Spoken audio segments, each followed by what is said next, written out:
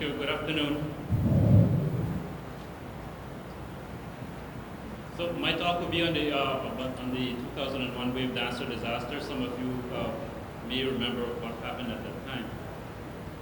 So to begin with, Hurricane Iris struck the country of Belize on the 8th of October 2001 as a Category 4 storm.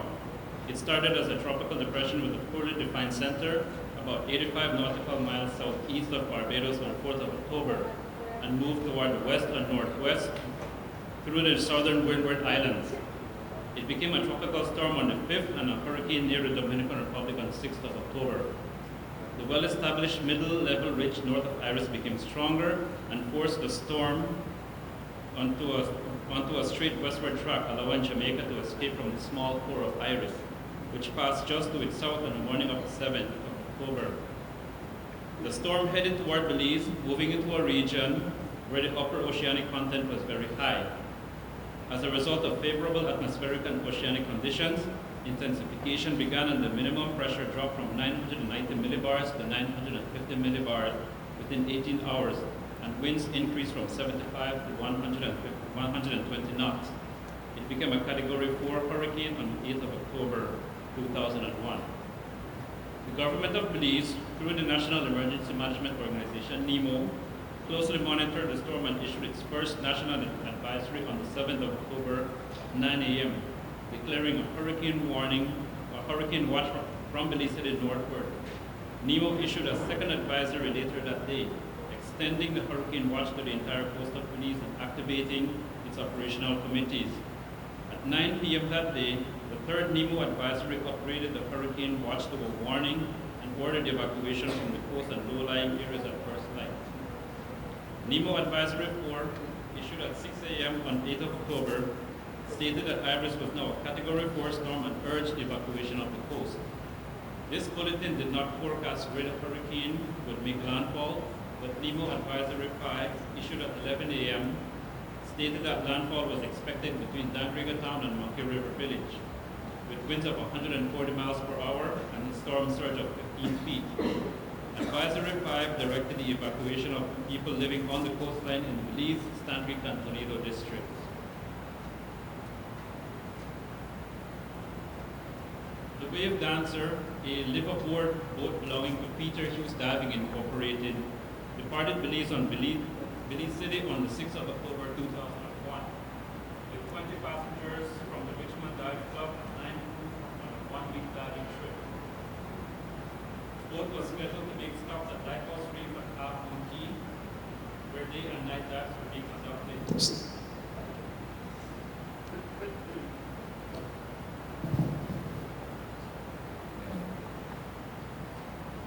Prior to departure, Captain Philip Martin was directed to monitor Tropical Storm Iris, then located about 275 miles east-southeast of Jamaica. The Wave Dancer continued to conduct day and night dives, remaining in the area until 6:30 a.m. on the 8th of October, when the captain decided to take refuge at the port of Big Creek. The Wave Dancer arrived at 2:30 p.m. and secured to the deck in front of the Belize Aggressor 3, a second vessel chartered by the Richmond Dive Club. It was the last boat to make landfall before Iris. The guests and crew, less the relief cook who left the boat, remained on board. At approximately 8:30 p.m. as Iris made landfall, the mooring lines parted, causing the boat to drift, ground, and capsize. 17 passengers and 3 crew members drowned. The rest of the passengers and crew escaped and were rescued by divers from the Belize Aggressor. This accident is considered one of the worst recreational diving accidents ever in the global diving industry. The official report from the International Merchant Marine Registry of Belize, IMARBE, revealed that the Wave Dancer's certification, stability, and manning were all acceptable, and its safety procedures were satisfactory, noting that safety briefings upon embarkation and prior to dives were properly conducted. The report indicated that discipline had been maintained by passengers and the crew, and noted that both Captain Martin and Second Captain Frank Waters had little or no prior experience sailing in Belize during the hurricane season. IMARBE pointed out several factors that contributed to the accident. Notably, namely the captain's failure to monitor the weather and failure to comply with the Wave Dancer hurricane plan. It also questioned the decisions to remain at Lighthouse Reef, to allow guests to vote on key decisions, and to allow guests to remain on board while at Big Creek. Imarbe did not offer an explanation as to why the accident happened, nor did it examine any other factors which may have had influence on the capsizing of the vessel. So while the immediate cause of the Wave Dancer disaster was attributed to questionable decisions made by the captain, organization and management failures must be examined to determine their contribution.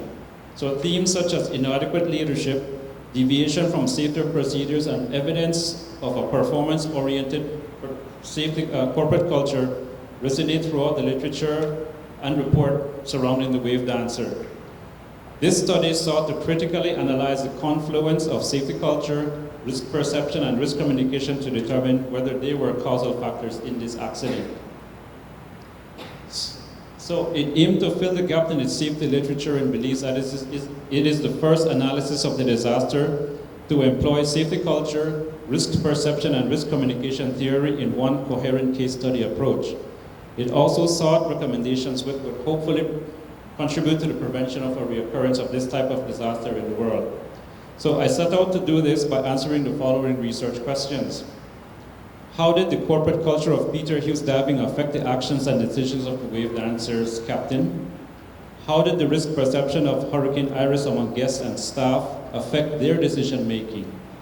Why were the risk communications issued by the governments of Belize and the United States unable to prevent the capsizing of the Wave Dancer? The examination of the organizational safety culture of the Wave Dancer Company was necessary to determine whether it was deficient in regard to customer and staff safety, thus exposing the guests and crew to dangerous conditions. It is not possible to accurately measure the state of safety culture on board the vessel, but an examination of the phenomenon can provide some insight and possibly a means to assess the safety culture on board the ship. Safety culture as part of organizational culture is fundamental to an organization's ability to manage safety-related aspects of its operation, successful or otherwise. Although the term originated in the OECD Nuclear Agency report of the Chernobyl disaster of 1987, there is as yet no single agreed upon definition. The many different definitions reflect either functionalist or interpretivist biases about operational culture. These are accepted based on one's assumptions and beliefs. Functionalists believe that organizational culture can be trained into people, while interpretivists believe that culture change is slow and complex. So, safety culture, as on the board, states safety culture is a set of beliefs, norms, attitudes, roles, and social and technical practices intended to minimize exposure of specific groups to different conditions. And it can also be seen as the set of assumptions and their associated practices which permit beliefs about danger and safety to be constructed. Utilizing both a functionalist and interpretivist perspective, one can describe safety culture as either something an organization is, such as its beliefs, attitudes, and practices regarding safety, or as something that an organization has, such as structures, practices, controls, and policies designed to enhance safety. Safety culture can best be viewed as a dynamic, multifaceted overall system composed of individual, engineered, and organizational models. Two key questions arise regarding safety culture. How was it assessed, and what are the characteristics of good safety culture?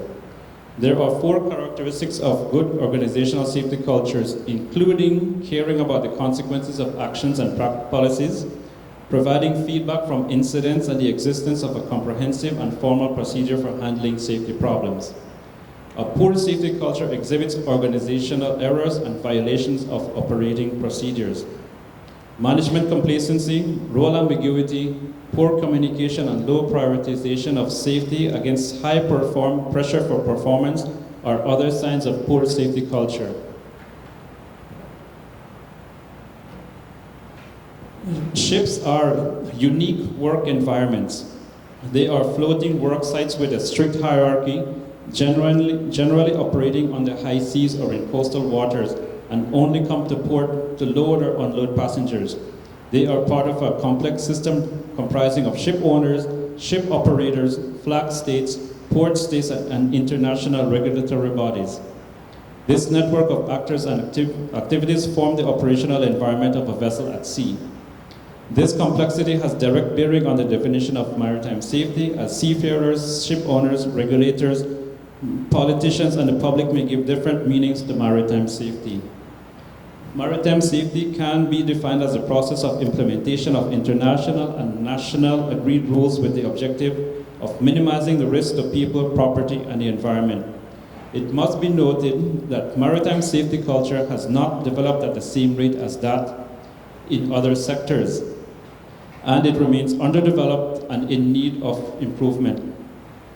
Barriers to the development of a strong maritime safety culture have been noted as the transient nature of the workforce, the distance of the vessel's owner from the ship, and the lack of strong and effective supervisory skills. How do people decide what is dangerous and what is not? Human judgment is a complex phenomenon that is affected by many factors and helps people to create realities based on subjective interpretations of experiences.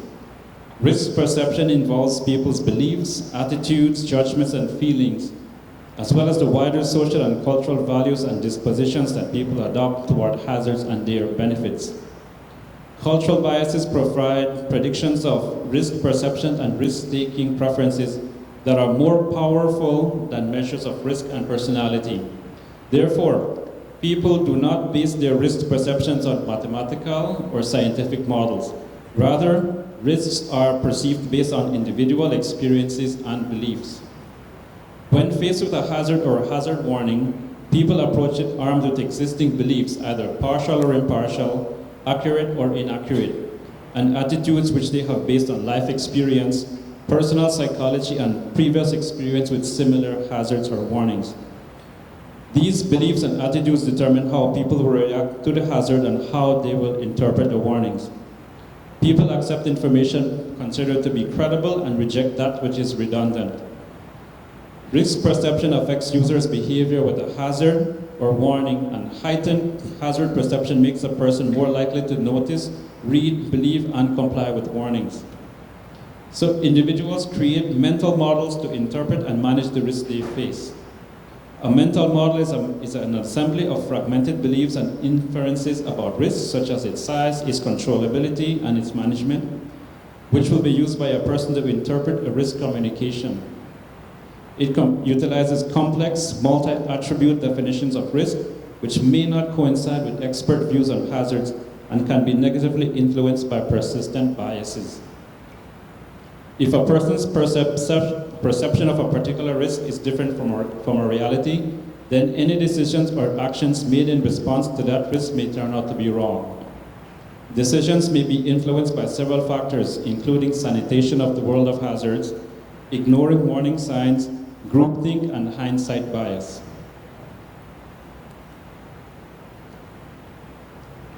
So, in using this to analyze the case study, we discovered the following. First, we have to start with the question, did the corporate culture of Peter Hughes Diving foster safety on board the Wave Dancer on October 8, 2001? Did it meet the requirements of maritime safety?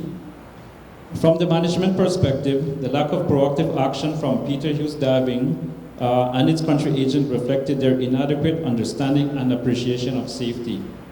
The company, relying on maritime tradition, placed the burden of safety on the Wave Dancer's captain and did not actively participate in the planning for IRIS. Although having formal safety management systems at the management and vessel levels, the company did not exhibit the essential holistic and comprehensive qualities present in organizations with good safety cultures. Dissonance between the company's expectations of the captain and its own responsibilities resulted in a failure to provide the level of control and crisis management that was required by local and international law to ensure the safety of the passengers and crew.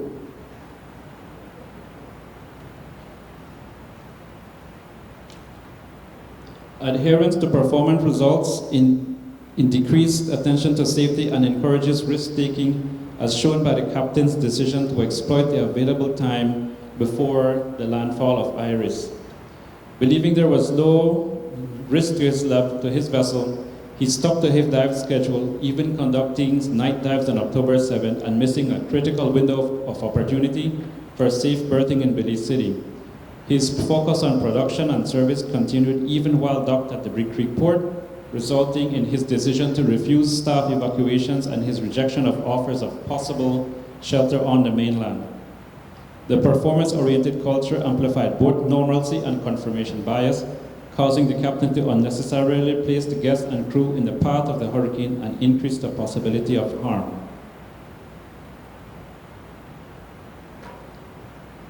All the wave dancers, guests, and crew, less one, remained on board the vessel despite receiving information about Hurricane Iris, both during the storm and while in the dock at Big Creek. Evidence indicates that the crew were aware of the risks posed by Iris and that they were very concerned with the decision that they should stay on board and continue serving guests. The Imaba report states that guests voted to remain on board the wave dancer just as the guests of the Belize Aggressor 3 had done. This reason is too simplistic as it assumes unanimity in the group decisions, a detail that was disputed by at least one survivor. The guests had different mental models of the storm, some based on prior experiences and others on a lack of knowledge. The survivor accounts indicate that the guests continue to express confidence in the captain, and this results in satisfaction at the time in the amount and form of weather information disseminated to them. They also supported the decisions to remain at Lighthouse Reef on October 7th and to stay on board the Wave Dancer on October 8th.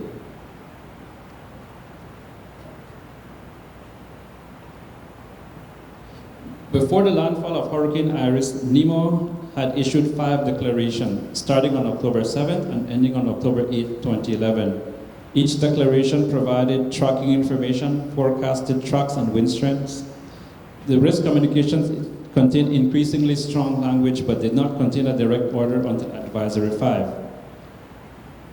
Risk communications were determined during Hurricane Iris were determined to be credible and of good quality, both locally and internationally.